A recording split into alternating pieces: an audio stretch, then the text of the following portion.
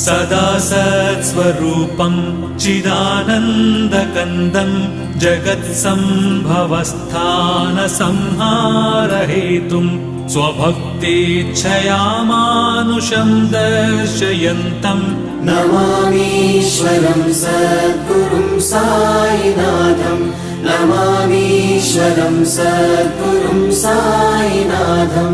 भवद्ध्वान्तविध्वंसमार्ताण्डमीड्यं मनोवागतीतं